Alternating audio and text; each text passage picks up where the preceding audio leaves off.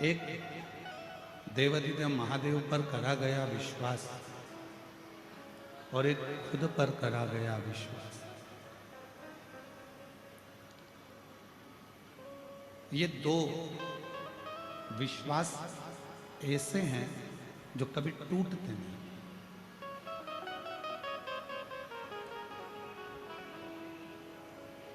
आप किसी मंजिल पर जाना चाहते हैं, आप किसी पद को पाना चाहते हैं,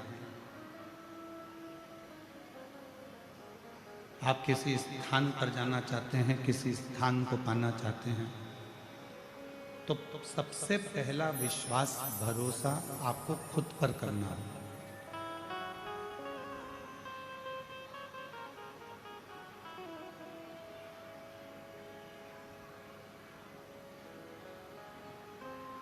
एक धमतरी की एक बेटी है, उसका नाम रिया है,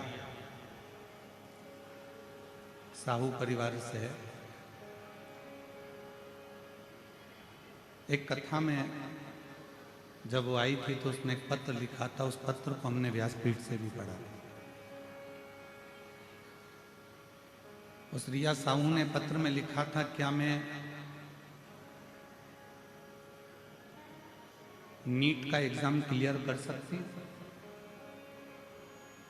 क्या मैं डॉक्टर बन सकती? तो हमने उस बेटी से, रिया से एक बात कही थी, धमतरी की बेटी से, कि बेटा यदि तुझे खुद पर भरोसा है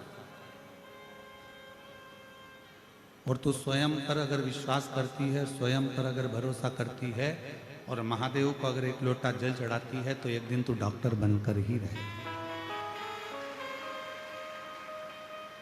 सबसे पहला भरोसा अपने आप पर होना चाहिए। सबसे पहला भरोसा अपने आप पर करें।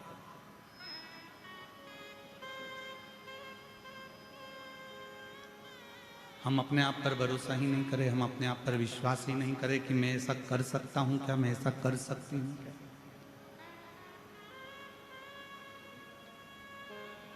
कोई तुमसे कहे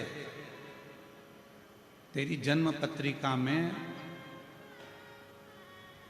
कोई भी योग अच्छे नहीं, कोई तुमसे कहे कि तेरी हाथ की रेखा में कोई भी योग अच्छे नहीं, कोई तुमसे कहे कि तेरे घर का वास्तु भी अच्छा नहीं, उससे कहना कि मेरी पत्रिका बुरी है, मानती हूं, मेरे हाथ की रेखा बुरी है, मानती हूं, मेरे घर का ग्रह विकार है, मानती हूं, पर उससे कहना इन सबको पलटने की सामर्थ्यता मेरे महादेव में भी है और मुझ में भी है। इन सबको पलट, रात दिन एक करो, अच्छी पढ़ाई करो, अच्छी एजुकेशन करो, खूब दिल लगाकर अगर तुमने विद्या अध्ययन करा है, खूब दिल लगाकर तुमने पढ़ाई करी है, तो दुनिया में किसी की सामर्थ्यता नहीं है कि कोई तुमको डाउन कर दे।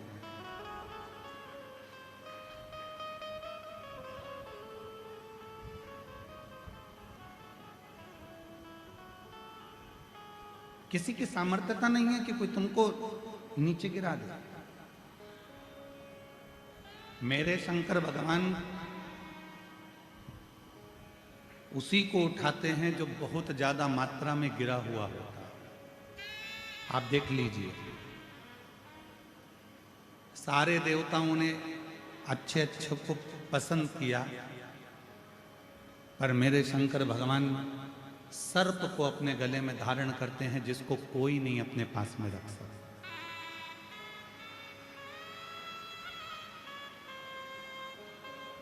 कोई ने पुष्प लिए, कोई ने फल लिया, कोई ने कुछ लिया, कोई ने कुछ लिया, पर मेरे शंकर भगवान ने वो लिया जिसको दुनिया के लोगों ने ठुकरा दिया।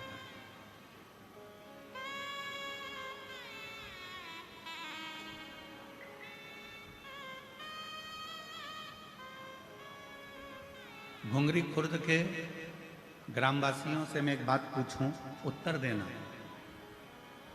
लकड़ी जलाते हो, चूल्हा जलाते हो, सिगड़ी जलाते हो, कंडा जलाते हो, गोबरी जलाते हो, जो राख निकलती है उस राख को फेंकते हो कि नहीं फेंकते हो?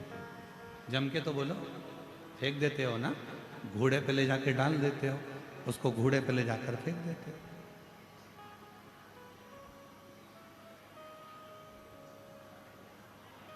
उस राख को आपने घोड़े पर ले जाकर डाल दिया, वो राख तुम्हारे किसी काम नहीं है।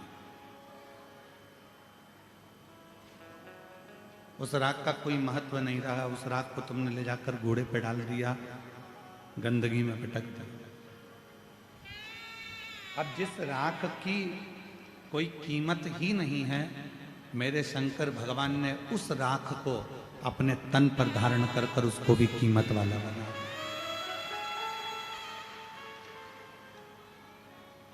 मेरे देवादिदेव महादेव ने उसको भी कीमत वाला बना दिया। उस राख की कोई कीमत नहीं, उस भस्म की कोई कीमत नहीं, पर चपटी भभूत में है खजाना हुए।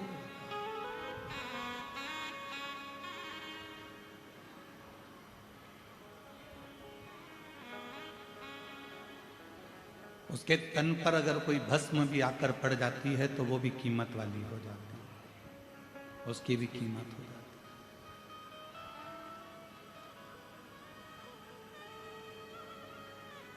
है। एक धतूरा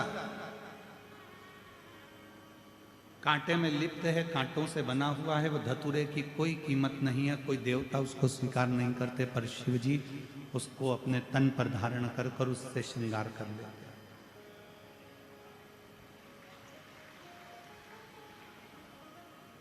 जिसको सबने ठुकराया, जिसको सबने धक्का दे दिया, उसको शिव जी ने अपने गले लगाया। और आप भी स्मरण में रहें, दुनिया ताना देती है, दुनिया अपशब्द कहती है, दुनिया गाली देती है, दुनिया आड़ा टेढ़ा बोलती है, दुनिया शब्द अपशब्द कहती रहती है। सारी दुनिया के लोग अगर आपको आड़ा टेढ़ा भी कहते हैं तो आपको टेंशन लेने की जरूरत नहीं है। आप शिव जी को एक लोटा जल चढ़ाते रहो, एक दिन मेरा भोला बाबा तुमको गले जरूर लगा दे।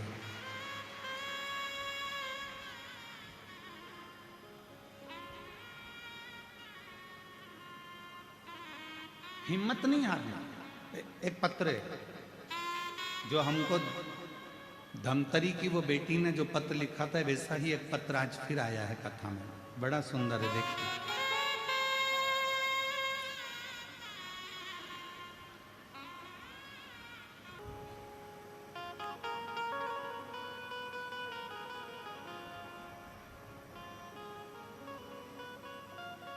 दुनिया की ना को हाँ में बदलने की सामर्थ्यता तुम में है।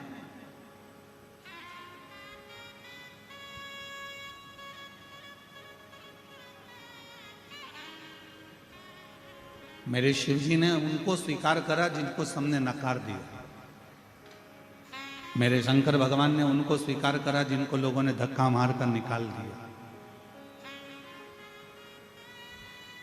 हम आपसे पूछें, महाभारत का वन पर्व कभी पढ़िएगा। गीता प्रेस गोरखपुर से महाभारत खरीद कर लाना, उस महाभारत का वन पर्व पढ़ना। वन पर्व में, महाभारत के वन पर्व में जब पांडव सब कुछ हार गए, जब पांडव के पास में कुछ भी नहीं बचा, जुए में सब कुछ हार गए, तब भगवान कृष्ण को भी चिंता लग गई कि इन पांडवों ने सब कुछ हार दिया, सब कुछ। आज आप लाखों की संख्या में आए हो, शायद घुंगरी खुर्द की जिंदगी का पहला ऐसा मेला होगा जिसमें ये लाखों की भीड़ यहां समाई हुई। जरा भीतर उतारिए इस शब्द को।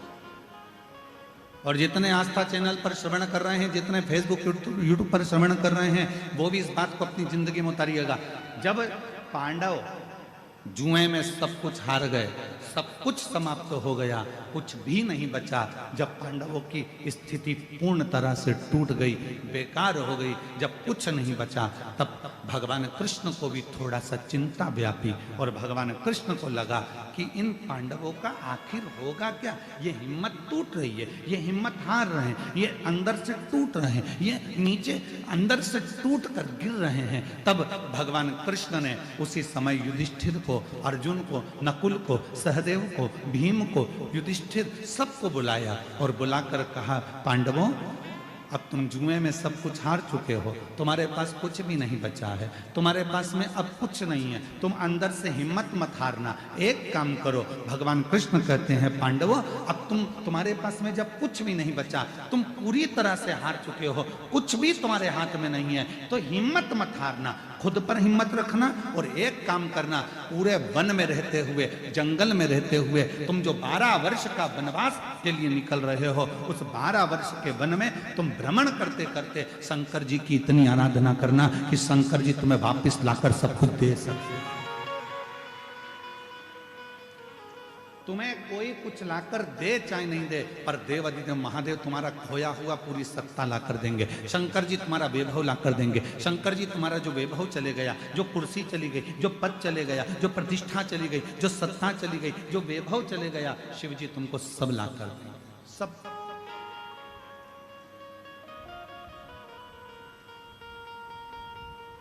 एक सामर्थ्यता, एक स्वयं पर विश्वास करो।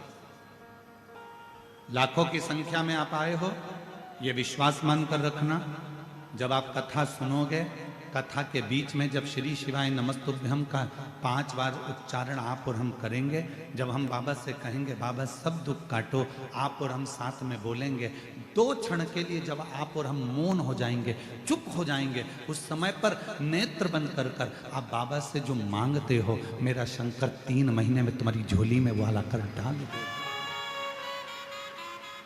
मेरा शिव को दे देगा।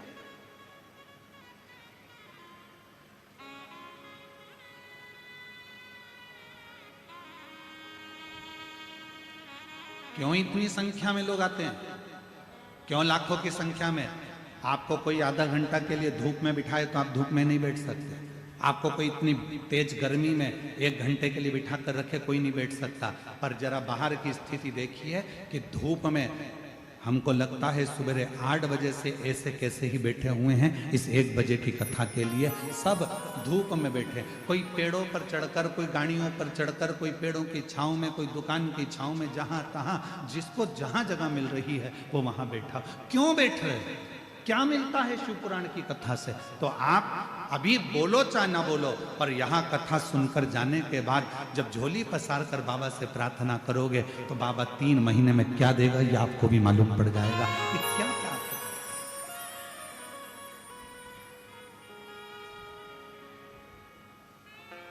कितनी उदारता है उसकी।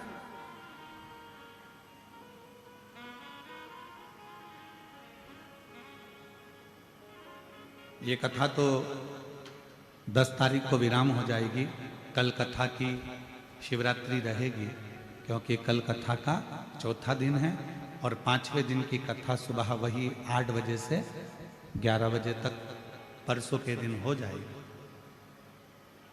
कल तो कथा का समय यही रहेगा 1 बजे से 4 बजे तक, परसों सुबह पंडाल में कथा का समय सुबह 8 बजे से 11 बजे, और कथा टीवी पर वही 1 बजे से 4 बजे तक।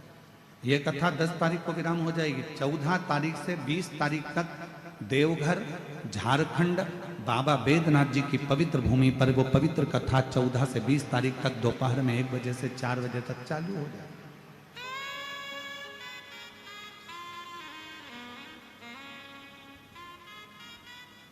बाबा बैद्यनाथ कथा स्थल कोठिया नजदीक दर्दमारा सुल्तानगंज रोड देवघर झारखंड में 14 से 20 नवंबर तक शिव महापुराण की कथा रहेगी 1 बजे से 4 बजे तक। और हम तो यहां से कहकर जा रहे हैं, हमें विश्वास है हमारे शंकर जी पर, मेरे भोलेनाथ जी पर। जितने लोग कथा श्रवण कर रहे हैं, 3 महीना तो दूर की बात, विश्वास से कहता हूं अगर दिल से कथा सुनी है और दिल से मांगा है तो मेरा भोलेनाथ आपको इतनी जल्दी देगा कि देवघर में आपका पत्र हमारे पास जरूर होगा, ये निश्चित। खुद पर भरोसा रखो और दूसरा देवाधिदेव महादेव पर भरोसा।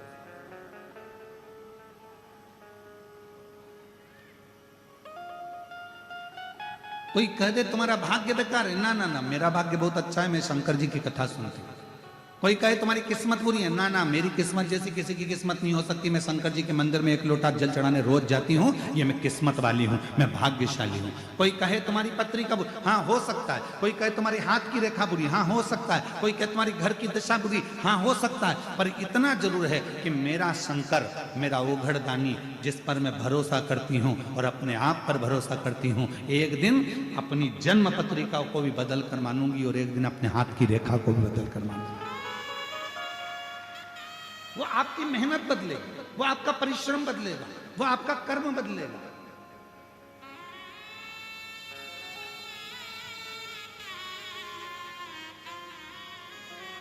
कई लोग कहते हैं गुरुजी हम तो चाहते हैं कि हमारा दारू का नशा छूट जाए, इसका कोई उपाय है क्या तुम्हारे पास नशा छुड़ाने के लिए? हमारे पास कोई उपाय नहीं है। उपाय तुम्हारे पास है। तुमने दारू पी है, तुमने पीना चालू करी है, तुम नशे में रहते हो, तो छोड़ने की सामर्थ्यता भी तुम्हारी हो, तुम्हारे अंदर वो बल है कि तुम छोड़ सकते हो। कोई बाबा, कोई महात्मा, कोई जोगी, कोई सन्यासी, कोई तपस्वी तुम्हारी मदिरा नहीं छुड़ा सकता। तुम्हारी मदिरा तुम खुद छोड़ सकते हो, तुम में वो बल है। आज तुम्हारे इस गांव में कथा हो रही है, तुम चाहो तो संकल्प ले सकते हो कि मैं इस शिव महापुराण की कथा में संकल्प लेता हूं कि मेरे बाबा पर भरोसा कर कर आज के बाद कभी मदिरा नहीं पीऊंगा। तो तुम्हारे अंदर की सामर्थ्यता।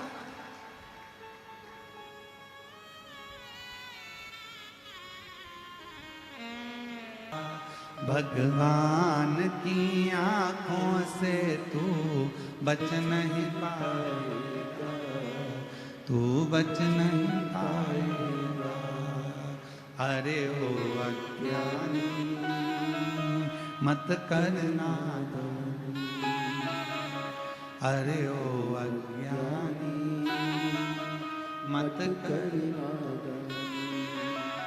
तेरे कर्म का फल भी तू ही पाएगा, जैसा किया तूने तेरे आगे आएगा।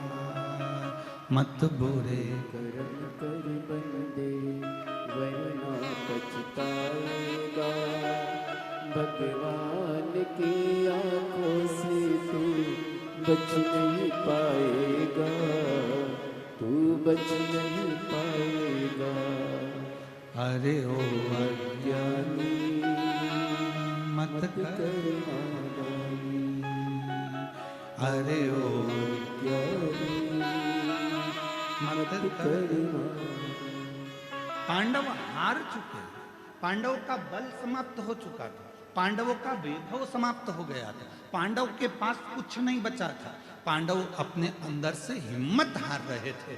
तब भगवान कृष्ण ने कहा पूरे वन में तुम शिव की आराधना करना, शंकर की भक्ति करना। यदि तुमने शिव को पकड़ लिया, यदि शंकर को तुमने पकड़ लिया और शिव को यदि 1 लोटा जल चढ़ाना चालू कर दिया, तो भगवान कृष्ण कहने लगे कि केवल 33 कोटि देवताओं में एक देवाधिदेव महादेव में वो बल है कि लिखे हुए ललाट के भाग्य को भी पलट देते हैं। और वो पलट,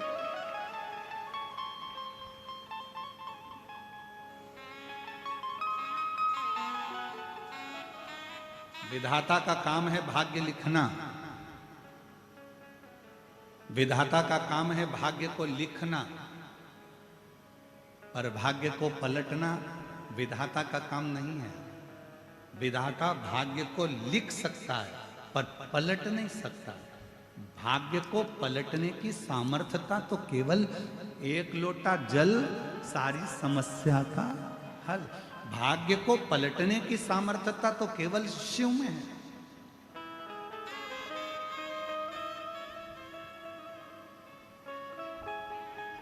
एक पत्र है, अच्छा है, देखिए।